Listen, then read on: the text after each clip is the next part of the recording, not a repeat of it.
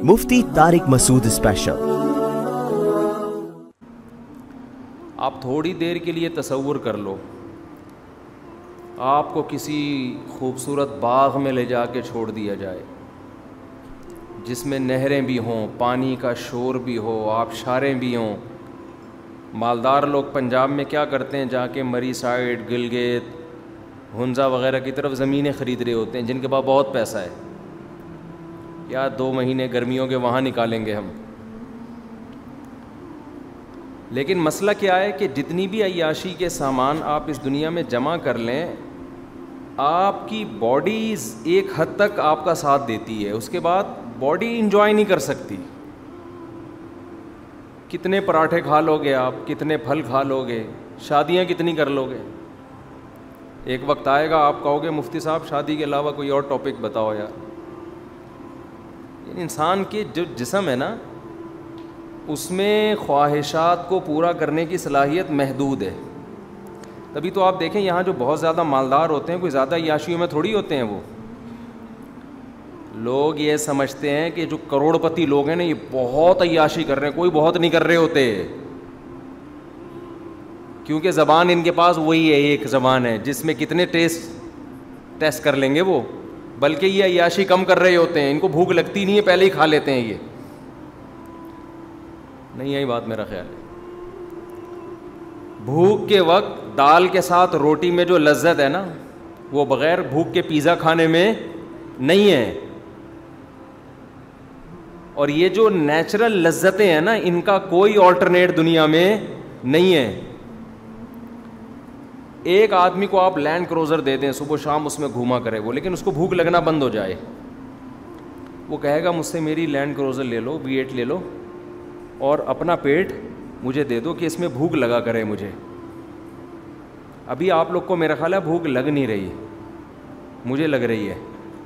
آپ لوگ کو یہ مثال زیادہ سمجھ میں نہیں آ رہی، مجھے آ رہی ہے، بلکہ ہو سکتا ہے دے ہی اسی وجہ سے رہا ہوں میں۔ شدید پیاس کے وقت پانی میں جو لذت ہے، دولت مند آدمی کو وہ جوسز میں وہ لذت محسوس نہیں ہوتی۔ تو دنیا میں جو لذتیں اور عیاشیاں ہیں نا، جو مالدار لوگ جن کو کروڑ پتی لوگوں سمجھتے ہیں بہت عیاشی کر رہے ہیں، یہ دماغ سے نکال دو، کچھ بھی نہیں کر رہے ہے، سمجھ رہے کوئی۔ اور یہ جو گاڑیوں کے مزے ہیں نا، 2-4 دن کے ہوتے ہیں، اس کے بعد وہ بھی رکشا ہی لگنے لگتی ہے۔ کوئی اتنی لفٹ کرانے کی ضرورت نہیں ہے اس دنیا کو۔ وجہ کیا ہے؟ ایک تو اس لذت کے آپ فوراً عادی ہو جاتے ہو، چند دنوں میں بہت جلدی عادت پڑ جاتی ہے اس کی۔ اس سے اوپر کی چیز ملے گی تو اب خوشی ہوگی، اب اس پہ نہیں ہوتی خوشی انسان۔ اب میں کتنے دن سے پراٹھا کھا رہا ہوں، میں کہہ رہا ہوں یار کوئی نئی چیز ایجاد کرو یار، صبح ناشتے میں کچھ اور ایجاد کر لیں سائنسدان۔ اب تک میرے ذہن میں پراٹھے سے اچھی کوئی چیز وجود میں آئی نہیں، اب کیا کریں، اب کھا رہے ہیں، ٹھیک ہے نا۔ تو انسان کو عادت ہو جاتی ہے۔ دنیا میں دیکھو کھانے پینے کی درجنوں قسمیں ہیں، لیکن پیٹ آپ کا وہ اس کا سائز اتنا ہی ہے۔ لوگ بوفے میں جاتے ہیں نا کہ یار 20 قسم کے کھانے ہیں، کتنی عیاشی ہوگی، کوئی خاص عیاشی نہیں ہوتی۔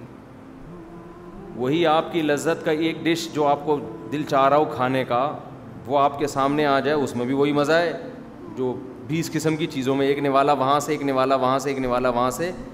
حالانکہ خرچہ اس پہ کئی گنا زیادہ ہو گیا، مگر لذت اتنی ہی ہے جتنی ایک ڈش جس کھانے کا آپ کا دل کر رہا تھا۔ تو اس لیے دنیا میں عیاشی عملاً ممکن ہے ہی نہیں۔ گناہ کر کے خام میں انسان ٹینشن پال لیتا ہے۔ لوگ سمجھتے ہیں نا جو نائٹ کلبوں میں جاتے ہیں، شرابیں پیتے ہیں، کیا عیاشی کی زندگی ہے۔ او بھائی یہ پہلی دفعہ تو ان کو لذت آتی ہے، اس کے بعد وہ یوز ٹو ہو جاتے ہیں، پھر تھوڑی وہ مزہ آتا ہے ان کو، پھر آپ اور وہ برابر ہیں،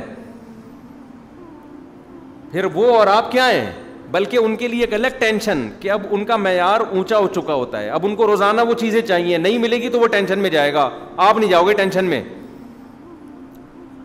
میں سمجھا پا رہا ہوں اپنی بات؟ دیکھو ایک غریب آدمی، میں اکثر ایک بیان میں مثال دیا کرتا تھا، بہت دن ہو گئے نہیں دی، دوبارہ دے دیتا ہوں۔ میرے والد صاحب نا ہمارے گھر میں صحن ڈال رہے تھے، اب لوگ مجھے کہتے ہیں قرآن حدیث سے ہٹ جاتے ہو. یار یہ ہٹ نہیں رہا, میں قرآن حدیث ہی کو سمجھانے کے لیے قرآن میں بھی تو بہت ساری مثالیں ہیں نا. قرآن میں مثالیں کم ہیں کیا؟ قرآن مثالیں دیتا تھا. مچھر کی مثال, مکھی کی مثال, تو مشرکین کہتے تھے یہ اللہ کا کلام ہے اور اللہ باتیں کس کی کر رہا ہے؟ مچھر اور مکھی کی باتیں کر رہا ہے. تو اللہ نے قرآن میں کیا نازل کیا؟ ان اللہ لا یستحی ان یضرب مثلا ما بعوضۃ فما فوقها. اللہ مچھر کی مثال بلکہ اس سے بھی کم درجے کی مثال بیان کرنے سے اللہ کو عار نہیں آتی ہے, اس لیے کہ مثال پرفیکٹ ہے. تو مچھر بھی نہیں بنا سکتے. تو اس پہ نا بعض لوگ جو جن کی مینٹل لیول نہیں ہے نا, وہ کیا کہتے ہیں کہ یار یہ مفتی صاحب دیکھو مچھر مکھی اور یہ پراٹھے اور مرغی کے انڈے اور مور کے بچے اور پتہ نہیں مور کے پر, یہ کیا؟ ہم تو قرآن حدیث سننے کے لیے آئے ہیں کہ یہ جو دنیا کی عیاشی ہے نا, یہ ہر ایک کے حق میں مختلف ہے. جن کو ہم عیاش سمجھتے ہیں کہ دولت آئے, شہرت آئے, عیاشی ہوگی, ضروری نہیں ہے کہ وہ عیاشی میں ہوں, بلکہ اکثر نہیں ہوتے. میں مثال دے رہا تھا کہ ہمارے ہاں والد صاحب ہمارے گھر میں صحن ڈال رہے تھے, پرانا صحن توڑ کے نیا ڈل رہا تھا. میری عمر اس وقت شاید 20 سال ہوگی یا 18 سال ہوگی. تو میں مزدوروں کو دیکھتا تھا کہ یار وہ صبح صبح آتے ہیں, بڑی محنت کرتے ہیں, اور شام کے وقت نا بڑا پسینہ وسینہ نکلا ہوتا ہے اور بڑے خوش ہوتے تھے شام کے وقت کو. تو جب صحن ڈل رہا تھا نا تو وہ فرش کو نہیں, وہ رگڑائی کر رہے ہوتے, تو وہ بڑی مستی میں تھے مزدور لوگ. میں ان کو دیکھتا تھا یار یہ کتنے خوش ہیں. اور بہت سے مالداروں کو دیکھتا تھا ڈپریشن کے مریض بنے ہوئے. ان کو دیکھتا تھا کہ یار نہ یہ کوئی کبھی ڈپریشن کی گولی کھاتے ہیں, نہ کبھی نیند کی گولی کھاتے ہیں, نہ ان کو کبھی آگے پوچھتے ہیں مفتی صاحب میں بہت ٹینشن میں ہوں, میرا کوئی حل بتاؤ. ان کو نہیں کبھی ہم نے دیکھا کہ کس میں ہے, یہ ٹینشن میں. ایسی مستی میں ہوتے تھے. جب انسان مستی میں ہوتا ہے تو مذاق بھی سوچتا ہے نا اس کو. تو ایک دن کیا ہوا ہے, شام کے وقت عصر کے بعد کا وقت تھا, مغرب ہونے والی تھی, تو وہ فرش کی گھسائی کر رہے ہیں. میں نے ان سے کہا یار فرش بڑا چمکدار اور چکنا ہونا چاہیے, بالکل پلین فرش نہیں ہوتا, بڑا چمکتا ہوا ایسا ہونا چاہیے. تو کہہ رہے ہیں ہاں بنا دیں گے ہم, ہاں بنا دیں گے. میں نے کہا اس کے لیے کیا کرنا پڑے گا؟ کہہ رہے ہیں یار سرسوں کا تیل لے آؤ, آدھا کلو سرسوں کا تیل, آدھا کلو ناریل کا تیل, اس سے چکناہٹ آ جائے گی فرش میں. میں سمجھا سیریس ہیں. اب وہ مستی چڑھی ہوئی ہے نا, ان کو چڑھی ہوئی ہے مستی. میں نے کہا یار آج تک کبھی کسی مزدور کو ہم نے دیکھا نہیں کہ وہ ناریل کا تیل ڈال رہا ہو فرش میں, کوئی جدید ٹیکنالوجی آئی ہے. میں نے پوچھا یار یہ کیسے, یعنی اس کو فرش میں چکناہٹ کیسے آئے گی؟ پلین جو فرش ہوتا ہے نا, پاؤں پھسلتے ہیں جس میں ذرا اچھا لگتا ہے وہ. کہہ رہے ناریل کا تیل لے آؤ, ذرا گھسائی ہوگی, ناریل کا تیل ڈلے گا. تو میں واقعی جانے لگا, میں نے اتنی سیریس میں جانے لگا. کہہ رہے ہو بھائی کیا کر رہے ہو؟ تو میں نے کہا پھر آپ کو یار مذاق سوچ رہا ہے, میں آپ سے سیریس کہہ رہا ہوں. کہہ رہے ہیں یار مفتی صاحب اس وقت ہم بڑی مستی میں ہوتے ہیں. انہوں نے خود کہا مجھے ہم بہت خوش ہوتے ہیں اس وقت. اچھا سوری مفتی صاحب تو نہیں مجھے اس وقت کہتے تھے, ویسے ہی مولوی صاحب یا کچھ بھی نام لے لیا ہوگا, مجھے یاد نہیں کیا کہا انہوں نے. کہا ہم بڑی مستی میں ہوتے ہیں اس وقت. میں نے کہا خیریت کیوں؟ کہہ رہے ہم صبح سے تھکے ہوئے ہوتے ہیں, اس وقت ہمیں ملتی ہے دہاڑی, اور تھکاوٹ سے حال ہوتا ہے برا. گھر میں بچے انتظار کر رہے ہوتے ہیں, بیوی بچے. مغرب کے بعد ہم گھر جائیں گے, نہائیں گے, دھوئیں گے, صاف ستھرے کپڑے پہنیں گے, بیگم صاحبہ نے کھانا تیار کر کے رکھا ہوگا, منجی پہ بیٹھ کے کھائیں گے. منجی نہیں ہوتی, گدے ودے مولٹی فوم نہیں ہوتا. اور منجی پہ بھی میں ایک بیان کر چکا ہوں, مولٹی فوم میں اوپر سے ہوا لگتی ہے, نیچے سے ہوا نہیں لگتی. غریب کی چارپائی میں اوپر سے بھی ہوا لگتی ہے اور نیچے سے بھی ہوا لگتی ہے. حقیقت ہے, اس میں بڑا مزہ ہے. میں تو جب بھی سفر میں جاتا ہوں نا, یہ جو ڈھابے کے ہوٹل ہوتے ہیں نا کچے منجی, وہاں بیٹھ کے کھاتا ہوں. میں کوشش یہی کرتا ہوں. ان کی بھنڈی میں بڑا ذائقہ ہوتا ہے اور ہوا نیچے سے بھی لگ رہی ہوتی, بھی بڑا فائدہ ہوتا ہے. تو خیر کہہ رہے ہیں یار ابھی ہم جائیں گے, نہائیں گے, گھر والی سالن لا کے کھانا لا کے, بھوک ان کو ٹائٹ لگ رہی ہوتی ہے نا, محنت کی ہے, پسینہ بہایا ہے, بھوک سے حالت خراب ہوتی ہے. اور بچے بھی انتظار کر رہے ہوتے ہیں. اور مغرب کے بعد کہتے ہیں ہم کھائیں گے, عشاء پڑھ کے لمبے ہو جائیں گے. تو میں بار بار یہ سوچتا تھا کہ یار یہ کس قدر سکون میں ہیں یہ لوگ, کتنے سکون. ان کو کوئی غم نہیں ہے کہ ہم چھوڑ کے کیا جا رہے ہیں بچوں کے لیے وراثت میں, کوئی ڈر نہیں ہے, کیونکہ ان کو پتہ ہے بچے کو بھی اسی لائن پہ لگا دیں گے. جو خدا ہمیں کھلا رہا ہے وہ ہمارے بچوں کو بھی کھلائے گا. نہ یہ نسل روکتے ہیں کہ 2 کے بعد تیسرا ہو گیا تو کہاں سے کھائے گا, انہیں یہ ٹینشنیں نہیں ہیں. نہ ان کو اسکولوں کی فکر ہے کہ بچے اعلیٰ تعلیم کہاں سے حاصل کریں گے. وہ بھائی مزدور کے بچے کر لیں تو گریبی ہے, نہیں کریں تو جیسے ہم زندہ ہیں, ہماری زندگی خوشی سے گزر رہی ہے, ان کی بھی خوشی سے گزر. انہوں نے حقیقی معنی میں دنیا کو مسافر خانہ سمجھا ہے, اس لیے ان کی زندگی میں سکون ہے. اور مالدار آدمی اس دنیا کو مسافر خانہ نہیں سمجھتا, زندگی کا بیڑا غرق کر دیتا ہے وہ اپنی. اسے کم بخت کو بھوک ہی نہیں لگتی کہ گھر جا کے کھائے, وہ تو کہہ رہا ہے یار ابھی شام کھانے کی سیٹنگ دیکھو, صبح ناشتے میں کھا رہا ہے, پھر دفتر جا کے کھا رہا ہے چائے کے ساتھ بسکٹ کھا رہا ہے, پھر دوپہر لنچ کر رہا ہے, پھر شام کو کچھ کھا رہا ہے سموسے پاپے اور پتہ نہیں کیا کیا کھا رہا ہے, پھر عشاء میں کھا رہا ہے, پھر رات کو سونے سے پہلے کھا رہا ہے. کیوں؟ بھوک کی تکلیف برداشت کرنے کی طاقت ختم ہو گئی ہے. اتنی سی بھوک برداشت نہیں ہوتی, فوراً کچھ نہ کچھ پیٹ میں ڈالو. میں ایک دفعہ پنڈی سے کراچی آ رہا تھا بزنس کلاس میں, تو میرے ساتھ 3 بندے اور بیٹھے ہوئے تھے. وہ بہت بڑے تاجر تھے, وہ اتنے موٹے نا ماشاءاللہ فل, اللہ تعالیٰ کسی کی غیبت نہ کروائے. اب تو کوئی وہ خود بھی نہیں, ان کو بھی نہیں پتا ہوگا, پرانی قصہ ہو گیا. ہر تھوڑی دیر کے بعد کچھ کھا رہے ہیں. میں نوٹ کر رہا ہوں, میں نے کہا یار ان کا منہ ہی نہیں رکتا. تو میں نے کہا ماشاءاللہ آپ لوگوں کی خوراک بہت اچھی ہے. کہہ رہے ہیں یار انسان کو نا, اب دیکھو میڈیکل کی بھی عجیب عجیب, انسان کو نا گلوکوز لیول برابر رکھنے کے لیے کچھ نہ کچھ چاہیے. بھوک برداشت نہیں ہو رہی ہے ذرا سی بھی, بھائی بھوک لگنے دو پھر کھانا بہت مزہ آئے گا خدا کی قسم. نہ ذرا سی لگی کھا لیا, اور اس کا نتیجہ کیا نکلا ہے؟ دونوں گول ہوئے تھے بالکل بالکل ماشاءاللہ گول مٹولنا.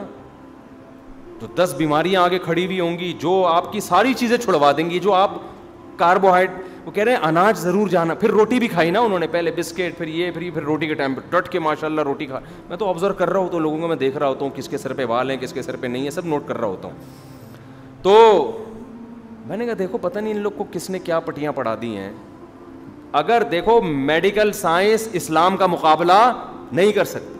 اگر بھوکا رہنا صحت کے لیے نقصان دہ ہوتا تو ہمارے نبی کئی وقت فاقہ نہ کرتے. کوئی نقصان نہیں ہے بھوکا رہنے کا, فائدے ہی فائدے ہیں. اسلام روزوں کا حکم تھوڑی دیتا, ہفتے میں 2 روزے, مہینے میں پھر ایام 20 کے روزے. اور اب میڈیکل سائنس نے ثابت کیا ہے کہ بھوکا رہنے سے تو بہت فائدہ ہوتا ہے باڈی کو. اب تو کہہ رہے ہیں 18 گھنٹے کی فاسٹنگ کرو. اب دیکھ لو جو جدید میڈیکل سائنس کی کیا ریسرچ ہے. تو کوئی نقصان نہیں ہے, بھوکا رہ کے کھاؤ گے تو فائدہ ہوگا, جسم کو ٹھا کر کے لگے گا. کھائے جا رہے ہیں ہمارے. اچھا مجھے ایک بات بتاؤ, ہمارے مذہب میں زیادہ کھانا ہے یا کم کھانا ہے؟ اتنی بات تو سب کو پتا ہے نا, حدیث میں آتا ہے بدترین چیز, بدترین برتن جس کو بھرا جائے وہ انسان کا پیٹ ہے. ہمارے نبی نے تھوڑا کھایا ہے مگر اچھا کھایا ہے, اور ہم کھاتے بھی زیادہ ہیں اور کھاتے بھی کیا ہے, اچھا والا نہیں کھاتے. پیزے کے تو دھونے والے بھی اچھے نہیں ہیں بھائی, اور آپ پورے ہی پیزے پھوڑ دیتے ہو. خیر کہاں سے کہاں بات چلی گئی. مٹھائی کی دکان گیا, میں نے کہا وہ کہہ رہے ہیں آپ بھی کھا لیں. میں نے کہا میں نہیں کھاؤں گا. انہوں نے کہا جوس پی لے. میں نے کہا نہیں پیوں گا. پھر بھی جوس منگوا دیا. میں نے فوراً کسی کو پکڑا دیا میری طرف سے, میں نے کہا آپ پی لیں. جب تک اس طرح آپ ڈھیٹ نہیں بنیں گے نا, خوب سمجھ لو آپ پھوڑتے پھاڑتے رہیں گے. اور یہ اللہ کو پسند نہیں ہے کہ ہر وقت بکریوں کی طرح جگالی کرتے رہو. یہ حدیث ہے نبی صلی اللہ علیہ وسلم کی کہ بدترین برتن جس کو بھرا جائے وہ کیا ہے؟ انسان کا پیٹ ہے. آپ بھوکا رہنا سیکھو, تھوڑا کھاؤ گے ٹھا کر کے لگے گا باڈی کو, بہت اچھے ہو جاؤ گے, فٹ عبادت میں مزہ آئے گا. تو اور حدیث میں کیا آتا ہے, بخاری کی حدیث ہے, نبی صلی اللہ علیہ وسلم نے فرمایا سب سے بہتر میرا زمانہ, پھر اس کے بعد آپ نے کیا فرمایا, جھوٹ پھیلے گا اور موٹاپا آئے گا. یعنی نبی جو کہہ رہے ہیں بدترین زمانہ شروع ہوگا, تو اس کی علامتیں کیا بیان کر رہے ہیں؟ لوگوں میں جھوٹ اور موٹاپا. یعنی وہ موٹاپا نہیں جو نیچرل ہوتا ہے, وہ موٹاپا جو زیادہ کھانے کی وجہ سے ہو. یعنی کیا مطلب؟ ہوس. تو غریب آدمی ان میں یہ ڈپریشن کی بیماریاں کم ہیں, مالداروں میں یہ بیماریاں زیادہ, کیونکہ ان کی جب خواہشات پوری ہوتی ہیں نا مالداروں کی, تو ہر خواہش ہزاروں انڈے بچے دے کے جاتی ہے. متنبی نے ایک بڑی پیاری بات کہی ہے, کئی بار یہ شعر میں سنا چکا ہوں.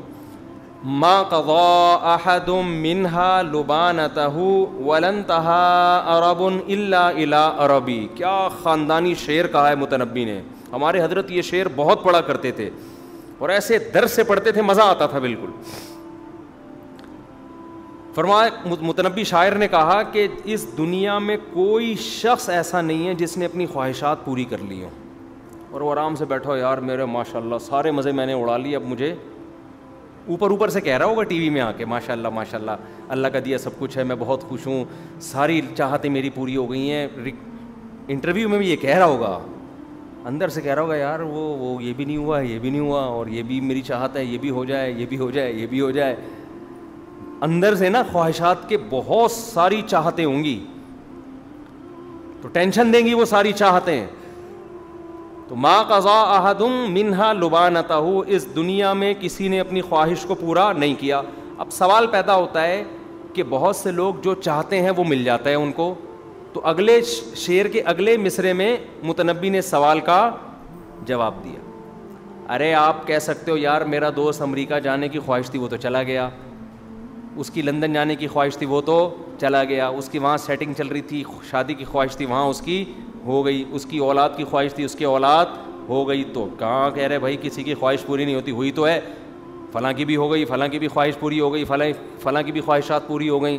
یہ کیسی بات کی ہے متنبی نے کہ یہاں کسی کی خواہش پوری نہیں ہو سکتی. تو شعر کے اگلے مصرے میں متنبی نے شعر کا اس اشکال کا جواب دیا. وہ کہہ رہے بات اصل میں پتہ ہے کیا ہے, لن تہا عرب الا الی عربی. جب ایک خواہش پوری ہوتی ہے نا دوسری خواہش کے انڈے دے کے جاتی ہے وہ, ٹھیک ہے نا, اور انڈوں پہ مرغی کے بیٹھنے کی بھی ضرورت نہیں ہوتی, اسے خود ہی چوزے نکلتے ہیں. بعض جانور ایسے ہوتے ہیں کہ ان کو انڈوں پہ بیٹھنا پڑتا ہے, بعض جانور ایسے ہوتے ہیں انڈے دے کے مارکیٹ سے شارٹ ہو جاتے ہیں, بچے خود ہی نکلتے رہتے ہیں. یہ جو کچھوا ہی انڈے دے کے غائب ہو جاتا ہے, اس کے بچے خود ہی نکلتے ہیں. تو جب آپ کی ایک خواہش پوری ہوگی, وہ پوری ہونے سے پہلے کھٹمل کی طرح بہت سے کھٹمل پیدا کر کے جائے. کھٹمل سے یاد آیا, اور اس یاد آئے سے ایک چٹکلا یاد آیا. ایک آدمی نے نا کسی کو گالی دی, اس کو ڈاگ بولا, کتا نہیں ہوتا, ممبر پہ کتا بولنا اچھا نہیں لگ رہا مجھے. یہ بڑا ہوشیار تھا, اس کا آئی کیو لیول بہت تیز تھا, اس نے گالی دی, کتے بولا اس کو. کہہ رہے کتے سے یاد آیا آپ کے والد صاحب کی طبیعت کیسی ہے آج, سمجھ رہے. ایک آدمی نے کسی کو گالی کیا دی, کتا بولا نا, یہ بڑا ہوشیار تھا, اس نے گالی کا رپلائی کیا کیا, کہہ رہے کتے سے یاد آیا آپ کے والد صاحب ٹھیک ہے. ایسے بعض لوگ کا آئی کیو لیول بہت تیز ہوتا ہے, ان سے کبھی بھی الجھنا نہیں چاہیے. یا گدھا بولا ہوگا تو اس نے فوراً کہا یار گدھے سے مجھے یاد آیا آپ کے والد صاحب کی طبیعت کیسی ہے. تو مجھے کس سے کیا یاد آیا تھا,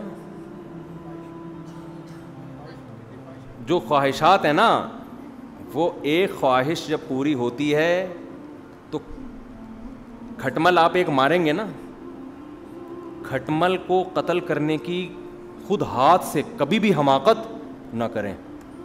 کبھی آپ کو کھٹمل نظر آ جائے نا, دوائیں چھڑک کے ماریں, ایسے ہاتھ سے یا چپل سے مار دیا نا بس گئے, کیونکہ اس کی اسمیل سے 20 کھٹمل آ جائیں گے. بالکل خواہشات نفسانیہ کا حساب و کتاب ایسا ہے. آپ نے گناہ کی ایک خواہش پوری کی, یہ سوچ کے کہ میں لاسٹ ٹائم کر رہا ہوں, بس میرا دل بھر جائے گا, میں دوبارہ یہ ناجائز نہیں کروں گا. یہ آپ کی حماقت ہوتی ہے پہلی دفعہ گناہ کرتے ہوئے. یہ آپ حماقت کر رہے ہوتے ہو فرسٹ ٹائم گناہ کرتے ہوئے.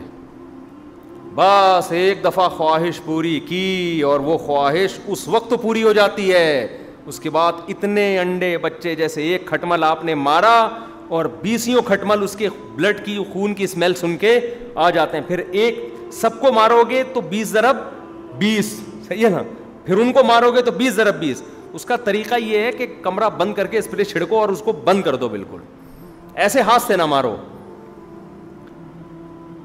تو شاعر کہتا ہے ما قضا احد منها لبانته ولن انتهى عرب الا الى عربی. جب بھی ایک خواہش پوری ہوتی ہے وہ خواہش ہزاروں انڈے بچے دے کے جاتی ہے. تو جب آپ کے پاس پیسہ آتا ہے دین کے بغیر, دین کے ساتھ آیا پھر مسئلہ نہیں ہوتا. دین کے بغیر دولت آ گئی, شہرت مل گئی, پیسہ آ گیا, سمجھ لو کہ اب ڈپریشن اور ٹینشن آپ خود اب آپ کے ساتھ آنا شروع. کیوں ڈپریشن اور ٹینشن آئے گی؟ وجہ اس کی یہ ہے کہ انسان جس چیز کے ساتھ رہتا ہے نا اس سے انسان کو محبت ہو جاتی ہے. خوب ٹیکنیکل پوائنٹ ہے, اس کو اچھی طرح سے سمجھیں, یہ نوٹ کرنے کا پوائنٹ ہے, اس کو سمجھیں. آپ نے گدھا پال لیا, گدھا کوئی ایسی چیز ہے جس کو انسان دل دے بیٹھے؟ میں نہیں کہوں گا گدھے سے مجھے کیا یاد آیا, ایک مثال دے رہا ہوں. ہو جاتی ہے نا محبت جس چیز کے بھی ساتھ رہتا ہے انسان. لوگوں کو اپنے گھر کے در و دیوار سے محبت ہو جاتی ہے, اپنے گاؤں سے محبت ہو جاتی ہے. تو ہمارے حضرت فرمایا کرتے تھے کہ جب انسان پیسے کے ساتھ رہتا ہے نا, پیسے والے کے پاس پیسہ ہوتا ہے تو اس کو پیسے سے محبت, پھر پیسے کے ذریعے آپ کی خواہشات پوری ہوتی ہیں تو آپ کو خواہشات سے, بولو نا, محبت. چاہتوں سے محبت, چاہتوں سے محبت ڈپریشن کا بیج ہے, ٹینشن کا بیج ہے. کیونکہ ایک چاہت پوری ہوگی اس سے بڑی چاہت آپ کے دل میں پیدا ہو چکی ہوگی, پھر اس سے بڑی. انگریزوں کو دیکھ لو نا, آپ انگریزوں کو دیکھو, ساری چاہتیں ان کی پوری ہو رہی ہیں لیکن ان سے عیاشی نہیں چھوٹتی, اور چاہتے ہیں کچھ نیا ہو, کچھ نیا ہو, مزید کچھ عیاشی ہو, مزید کچھ عیاشی ہو, کچھ ایسا کرے کہ یار کچھ نیا ہو جائے. بالکل بس بور ہو جاتے ہیں بہت جلدی پچھلی لائف سے وہ. تو اس سے کیا آ رہا ہے, جب چاہتوں کی محبت پیدا ہو رہی ہے, خواہشات کی محبت پیدا ہو رہی ہے, کمپرومائز, غموں سے کمپرومائز کرنا انسان بھوک برداشت نہیں ہوتی, اس سے بھوک ہی برداشت نہیں ہو رہی, اور کوئی ٹینشن برداشت نہیں ہو رہی. نتیجہ کیا نکلتا ہے؟ چاہتیں پوری ہونے سے ٹینشن ختم ہونے کے بجائے اور زیادہ بڑھنا. غریب آدمی نے دولت دیکھی نہیں ہوتی, جب رہا نہیں ہے تو اس میں دولت کی محبت اتنی ہوتی نہیں, وہ کمپرومائز کر کے بیٹھا ہوتا ہے. یار زندگی, جیسے وہ مزدور کی میں مثال دیتا ہوں نا, وہ کمپرومائز کر کے ان کو پتہ ہے یار ہمارے پاس پیسہ آ ہی نہیں سکتا, انہوں نے یہ فرض کیا ہوا ہے یار ہمارے اندر قابلیت یہی ہے, صبح اٹھنا ہے, ہم نے سیمنٹ کی بجری بنانی ہے, یہ کرنا ہے, یہ کرنا ہے, اور ایسے شام کو جا کے سو جانا ہے, بس دہاڑی مل رہی ہے ہمیں, ہم اس پہ کیا ہیں, خوش ہیں. تو وہ واقعی خوش ہیں, وہ واقعی ٹینشن میں نہیں ہے. تو خوب سمجھ لو, اللہ نے خواہشات پوری کرنے کی جگہ دنیا نہیں رکھی ہے, عیاشی کی جگہ کیا ہے, آخرت ہے. دنیا میں جو عیاشی چاہ کے آخرت کا نقصان کر بیٹھے گا وہ اس سے بڑا بیوقوف دنیا میں کوئی نہیں ہے. اور اپنی خواہشات کو جتنا سمیٹو گے نا اس محدود میں اللہ لذت آپ کی بڑھا دے گا, یہ اللہ کا انعام ہے.